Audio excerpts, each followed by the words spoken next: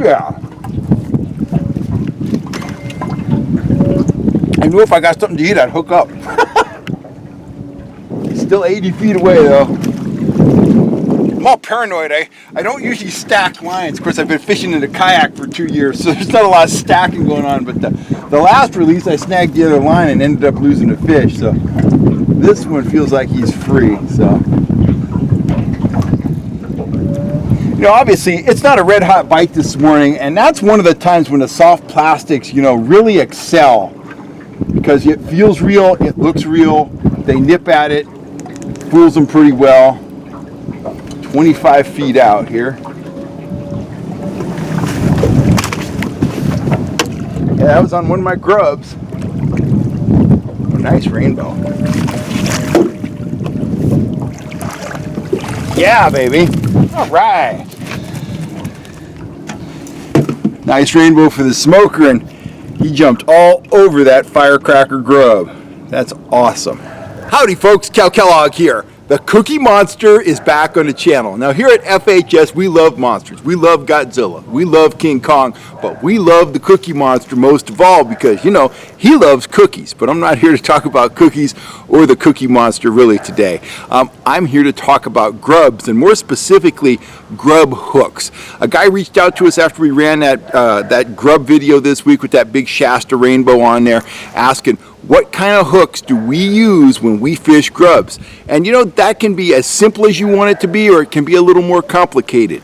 On the simple side, if you take a 2 or 3 inch grub, like one of the grubs I offer in my kit, pin it on a hook, troll it naked, troll it behind flashers, troll it behind a dodger, keep it in that 1 to 2 mile an hour range, you're gonna catch trout and you're gonna catch kings on it. But just like anything else, details matter, and there are some things that you can do that are very simple that will make you all the more effective out on the water. And those little details, they translate to extra fish throughout the season, and who doesn't want extra fish? So let's start out. Let me just show you a few things about grubs. I just got them on a pool floaty here, just so they're not getting tangled up. But let's start off with the basics of grub rigging. Now these were actually the grubs I was running up at Lake Shasta. This is the one I caught that big rainbow on. What you want to do when you rig a grub, you notice the grub is on the hook pretty straight. It's not gobbed up or glommed up. This is 10-pound test fluorocarbon line, and I got it rigged behind a set of the Max Lure Hot Wings. This could be a Dodger. There could be nothing here at all. This could just be running off a trolling swivel. You need a trolling swivel because these things are gonna roll, okay? And it will tangle your line if you don't use that good quality trolling swivel. But anyway, back to the grub. Notice the grub is on there nice and straight, and what this is rigged on, it's just rigged on a standard owner ring-eyed number 6 hook. It's a very sharp hook. And I've got the grub on there nice and straight. And whenever you rig a grub, whether you're putting it on a hook for trout and king fishing, or you're putting it on a jig head for bass fishing, or casting for trout, you always want the tail of the grub in the opposite direction from the hook.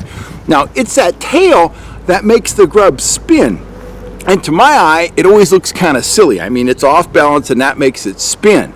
Now, you could troll a grub on a light jig head, it wouldn't spin at all. But in reality, that spinning, that helps attract trout because it's putting out more flash, more vibration in the water, and whoa, little breeze here. And took my pool floaty away.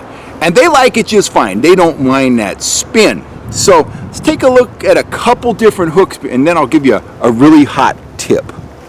So conventional, wisdom says you rig a grub on a hook like this. This is a very light wire, long shank, ring-eyed hook. It's very light wire. I think that's a number 1 finesse worm hook. I think that's a Gamakatsu right there. When you put a grub on a hook like this, it's going to spin very quickly, even at low speeds, even at 1 mile an hour, that grub is going to rotate very quickly. Now, if you want to troll faster, I've never seen anyone else other than me do this, but if you want to troll faster, and so you want to slow the spin down so you're going to get a decent amount of spin at a higher speed, say 2 miles an hour, go ahead and rig your grub on a hook like this. That is an owner heavy wire live bait hook. That's the kind of hook you'd use for albacore fishing. It's small, it's extremely sharp, but it's heavier wire. Heavier wire, slower spin. You control it faster without it just spinning at hyper speed. And it's still small enough for a trout to get in his mouth, and obviously you're not going to lose many trout on that. That is an expensive hook, but you're not going to lose them. You're rigging them on 10-pound line. So that will slow the spin. That's going to work well. And all my grubs, I should talk about that, I connect the hook with a Palomar knot on all of them. It's all the same Palomar knot, very reliable, very easy to tie, very strong knot. But let's get into the real finesse of this. Now, I'm going to show you some footage, and then I'm going to show you how I'm achieving what you're seeing on the screen. Watch this. I filmed this at Shasta. Now look at that pink grub behind the flashers. I know I've cut away here. You're not seeing me anymore. But look at that. Look at that back and forth, side to side action. You see that? Okay, now we're going to cut back to me. This action here, left, right, left, right, left, right, left, right. That's a lot like a Zara spook walking on top of the water that you'd use for stripers or largemouth bass or whatever. That walking bait action, that left, right, left, right, left, right, well, it doesn't only trigger strikes on top water for bass species, it also triggers strikes from trout and salmon. There's something in fish that just, predatory fish, that makes them want to just freight train an offering that is going left, right, left, right, left, right. So how do you make a grub do that? I stumbled on this a long time ago. I was messing around with octopus hooks, you know, the kind that have the eye that bends away from the shank. I would get a very pronounced action with them, too much action, and I would shove that bent part of the octopus hook inside the grub. It would make the nose of the grub elevate, and I would get a lot of crazy action. Sometimes that's good. By all means, give it a try. But here's what I'm doing now. I am taking a light wire owner live bait hook, just like this one. I just showed you this one. Just like this one. This one's right out of the package. Let me take the grub off here altogether. If you look at that hook, that shank is nice and straight. It's a ring eye hook. It's light wire, very strong, very sharp. Now to make that back and forth walk the dog action, that's the grub you saw, you know, walking back and forth. Take a look at this hook. Let me slide this off here. You know, you're going to notice it's very subtle. Do you see that upward bend right there? You see where that hook just kind of takes a slight uphill bend? I bent that in there myself. I bent it in there with a pliers. Take your time, mess with it. You'll figure out how much bend you want to use to achieve that action. Now let me put the grub back on here and I'll show you why it does that. Should go right back in the same hole pretty much. So this should be pretty easy. Right there like that. Okay, now let me shove this bad boy on the hook. Look at that grub. Look close. You see how the nose of that grub is elevated just a hair? That's what causes that back and forth action.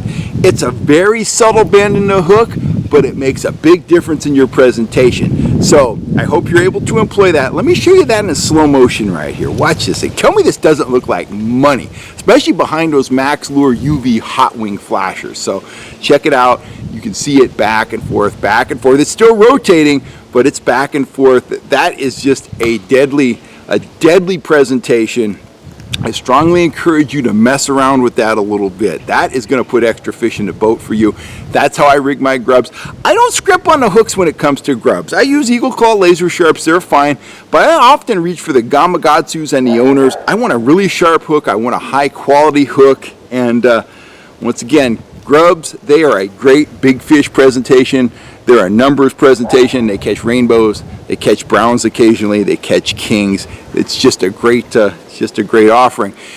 If you're interested in one of my grub kits, click over to our store. You're going to get 25 grubs in my favorite sizes and colors. You're going to get 2 of our Sidewinder blades, one in gold, one in prismatic silver, and you're going to get 3 of my hand-tied bead bugs, including a smile blade bead bug, while supplies last. Sales on those grub kits have been brisk. Guys are already reporting back that they're catching fish on them. We've only had them for sale for about 48 hours, so there's a lot of guys out there that, you know, they get tackle. We had a couple guys come pick them up directly from us, but they get tackle, they get out there and they fish it, and reports are coming back that they've already caught some fish on them at Folsom Lake. So anyhow, if you're interested in some grubs and some of our other gear, jump on our store. When you're rigging up grubs, remember what I told you, you know, that ring-eyed light wire hook, that's standard. If you want to slow that roll down, go with the heavy wire live bait hook. And if you want the ultimate action on your grub, get some of those owner mosquito hooks and do that little bend I showed you on the shank. And man, that's just money. Anyway, thanks for supporting the channel, guys. I will catch you later. I'm Kel Kellogg. I'm signing off. I'm going inside. I got a fresh pot of coffee brewing. I'm not going to have any cookies, unfortunately, but cookies are always in my heart, baby. Anyway, I'll catch you next time. We're having a little bit of fun here on the FHS channel, and I'm getting out on the water. I hope you guys are going to do the same. Have a great day, guys. I will catch you later. This is Kel Kellogg, and I'm signing off.